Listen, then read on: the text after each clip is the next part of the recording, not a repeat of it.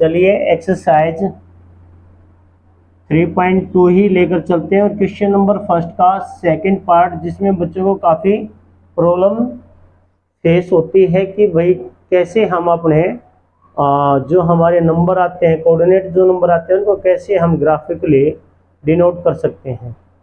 चलिए student, question मैं आपके सामने रीड करता हूँ। क्वेश्चन क्या है, ध्यान से आप सुनिएगा। 5 pencils and 7 pens together cost ₹50। सबसे पहले स्टेटमेंट में ये कहा गया कि 5 पेंसिल और 7 पेन की जो कॉस्ट है वो 50 है। तो हमें क्या है कि हमें ये नहीं बताया कि एक पेन या पेंसिल इतने रुपीज़ की है, वेरेज जबकि 7 pencils and 5 pens together cost ₹46 है। तो ये बताया गया जबकि 7 पेंसिल और 5 पेन की जो कॉस्ट है वो 46 है। Find the cost of 1 pencil and that of 1 pen. हमें एक पेंसिल की और एक पेन की कॉस्ट बतानी है। स्टूडेंट, या आप लोगों को पता ही है कि हमें जो निकालना होता है उसको हमें इसमें 2 वेरिएबल आपको लेने होंगे, और हम जो वेरिएबल लेते हैं वो x और y से डिनोट करें। a और b से भी आप मेंशन कर सकते हैं, नो डाउट। चलिए स्टूडेंट, सबसे पहले स्टेटमेंट लिखते हैं, let the cost of 1 pencil. तो स्टूडेंट ये हम मान के चलते हैं x, let the cost of 1 pen, एक पेन की कॉस्ट मान लेते हैं स्टूडेंट हम y। अकॉर्डिंग टू क्वेश्चन ये क्या कहता है, अकॉर्डिंग टू क्वेश्चन यानी कि प्रश्नानुसार है, क्योंकि हिंदी मीडियम से पढ़ने वाले बच्चे भी ध्यान दें। तो यहाँ हम लिखेंगे हम प्रश्नानुसार, जो हमारी प्रश्न में यानी क्वेश्चंस में जो दी गई है स्टेटमेंट, उसके अकॉर्डिंग इसने कहा कि अगर एक पेन की कीमत, एक पेंसिल की कीमत x है तो 5 की कितनी हो जाएगी स्टूडेंट, 5 की हो जाएगी 5x। अगर एक पेन की कीमत y है तो 7 पेन की कीमत कितनी हो जाएगी, 7y। और दोनों मिलकर जो है कितने रुपए के आते हैं, दोनों मिलकर आते हैं स्टूडेंट ये 50 रुपीज के। Understand. Okay students, next statement मैं आपके साथ यहीं पर रीड कर रहा हूं कि जबकि 7 पेंसिल यानी कि पेंसिल आपने x ली है, तो एक तो हमारी इक्वेशन यहाँ पर तैयार होगी, फर्स्ट इक्वेशन, और दूसरी इक्वेशन हम यह इसके नीचे डिनोट कर लेते हैं। और जहाँ कहा गया है कि 7 पेंसिल यानी कि 7x, एक पेन की पेंसिल की कीमत जो है x है, तो 7 की कितनी हो जाएगी स्टूडेंट, 7x प्लस 5y, ये कितने के आते हैं स्टूडेंट, 46 के। ये आपकी 2 इक्वेशन। अब दोनों में से आपको करना क्या होता है, किसी भी वेरिएबल की वैल्यू जो होती है आपको वो फाइंड आउट करनी होती है। सपोज कीजिएगा कि यहाँ से हम फर्स्ट इक्वेशन में से हम यहाँ पर x की वैल्यू फाइंड आउट करेंगे। तो स्टूडेंट हम क्या करेंगे, 5x, ये जो 50 है एज इट इज लिखेंगे, और ये प्लस का 7y है, ये उधर जाके ये माइनस का हो जाएगा। जिसकी वैल्यू हमें फाइंड आउट करनी होती है उसको हम अकेला छोड़ देते हैं। जैसे x की वैल्यू फाइंड आउट करनी है तो x यहीं पर आ, तो 50 माइनस 7y, और 5 जो है मल्टीप्लाई में है तो यहाँ कर ये डिवाइड होगा।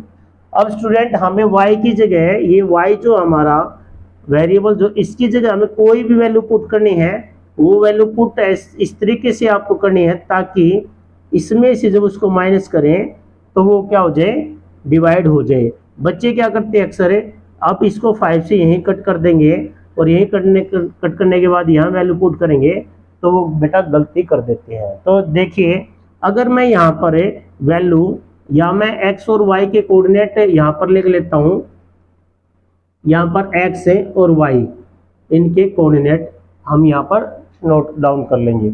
अगर मैं यहाँ पर 5 लिखूँ स्टूडेंट, अगर y की वैल्यू अगर मैं 5 लेता हूँ तो सपोज करना कि 7 और 5 पे ये हो जाएगा स्टूडेंट 35 पे, और 50 में से 35 माइनस करोगे तो स्टूडेंट आपको मिलने वाला है नंबर 15, और ये 15 जो 5 से इजी डिवाइड हो जाएगा, तो 5 1 जा 5, 5 3 जा 15।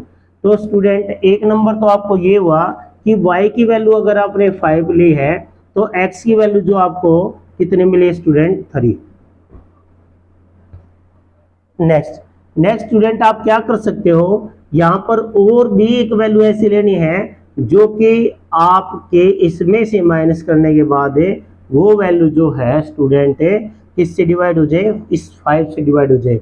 सपोज करें कि हम यहाँ पर y की वैल्यू कितने ले लें स्टूडेंट, y की वैल्यू हम 0 ले लें, तो 7 0 0।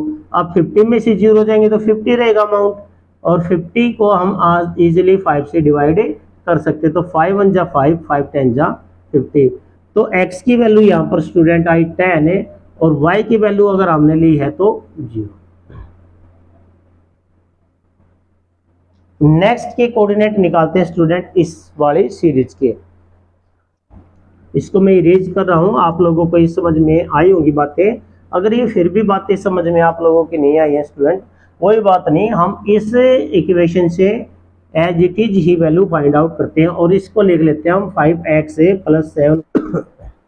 तो स्टूडेंट सेकेंड इक्वेशन की बात करें तो हमें यहाँ पर हम किसकी वैल्यू निकाल लेते हैं, हम यहाँ वैल्यू निकाल लेते हैं y की। जैसे कि हमने फर्स्ट में इक्वेशन में हमने x की निकाली, तो यहाँ पर y की निकाल, किसी भी वेरिएबल की वैल्यू निकाल सकते हैं जिसको आप इजी मानते हो। मुझे आसान लगता है यहाँ से निकालना, तो मैं अक्सर यहाँ से निकालता हूँ।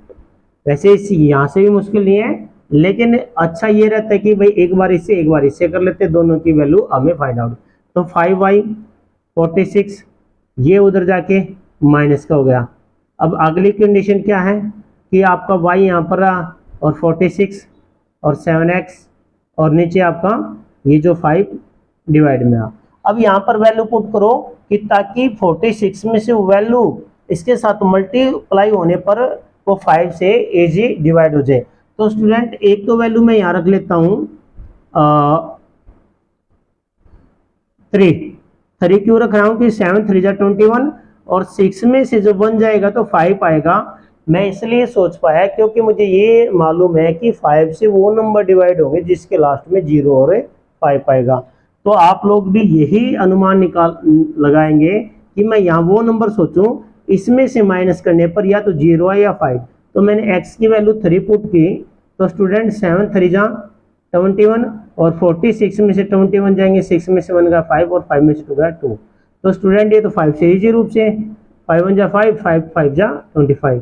तो x की वैल्यू मैंने क्या पुट की 3, x की वैल्यू 3 पुट करने पर जो मेरा y आया है वो क्या है स्टूडेंट 5। तो नेक्स्ट वैल्यू आप सपोज करिए आप क्या सोच सकते हैं, x की वैल्यू क्या सोच सकते हैं स्टूडेंट। देखिए मैंने क्या सोचा कि 0 मुझे चाहिए, तो 8 7 जा 56 हुए, और 6 में से 6 जाएगा तो 0। तो मैंने यहाँ पर x की वैल्यू 8 पुट की, तो 7 8 जा 56, ये माइनस का 56, और इधर क्या है 46। अब 6 में 6 गया 0, 5 में से 4 गया 1, और ये माइनस का 10।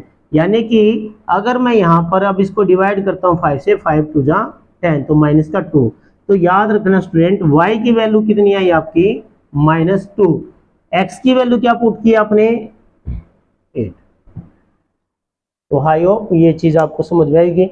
अब मैं इनको ग्राफिकली आपको दिखाता हूँ। ये चीज आपको एग्जाम में मेंशन करनी है, ये जरूरी है, और जिसकी आपने इक्वेशन से इसको सोल्व किया है वो इक्वेशन भी आप यहाँ पर मेंशन कर देंगे। अब मैं यहाँ पर इरेज कर रहा हूँ स्टूडेंट, आपको एग्जाम में यहाँ तक की कार्रवाई आपको समझ में आई होगी, प्रोसेस आपको क्या करनी है। अब यहाँ पर हम ग्राफ से इन नंबरों को लेकर चलते हैं, प्लॉट करते हैं डिजिट को, कि ताकि जो है हमारी ये वैल्यू जो है मिल जाए।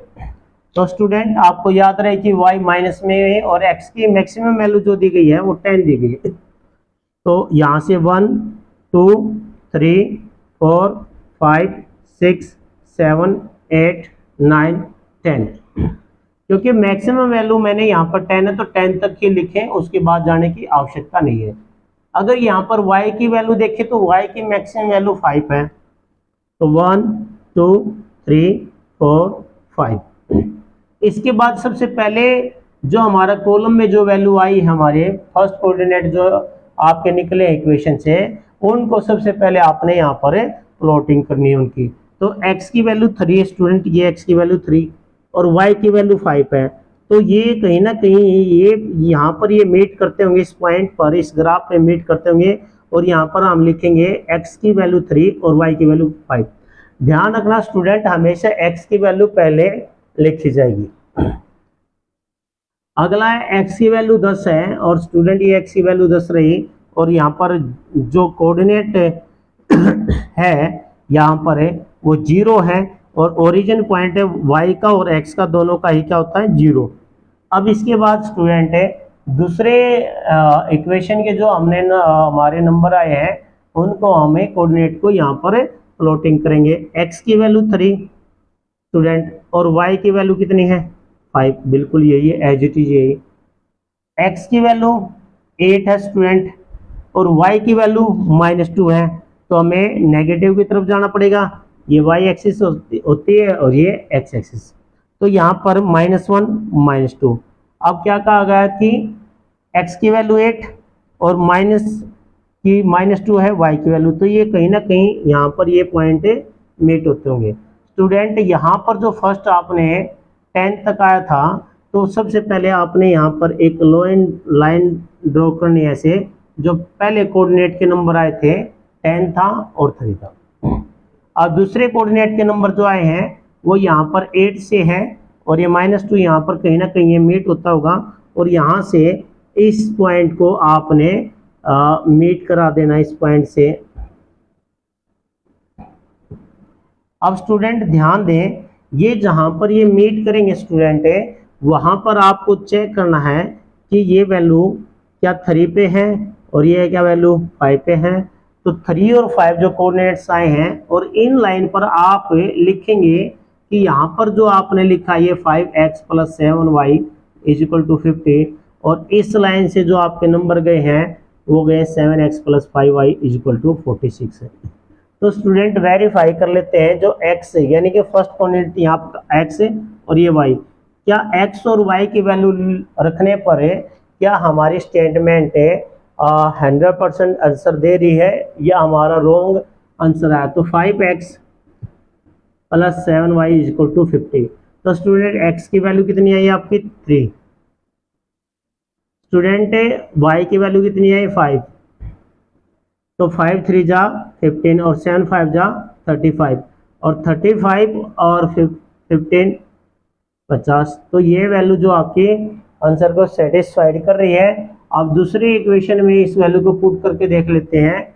7x + 5y = 46। x की वैल्यू 3 है स्टूडेंट और y की वैल्यू 5 है। 7 3 जा 21 और 5 5 जा 25 = 46। 5 और 1 6 2 और 2 4। तो स्टूडेंट आपके जो x की वैल्यू आई स्टूडेंट कितनी आई, वो आपकी वैल्यू आई है 3 और y की वैल्यू कितनी आई 5। आई होप आपको ये क्वेश्चन समझ में आया होगा। आपको कुछ नहीं करना स्टूडेंट, यहाँ पर x और y के कोऑर्डिनेट्स निकालने हैं और आपको इमेजिन नहीं करना है कि भाई कैसे होगा कि नहीं, और कल्पनाओं का खेल नहीं है, इजी तरीका है। और जिस तरीके से आप लोग सीख पा रहे होंगे किसी भी टीचर्स के ज़रिए, वो बेहतरीन टीचर्स होंगे, बेहतर आपको पढ़ाते होंगे।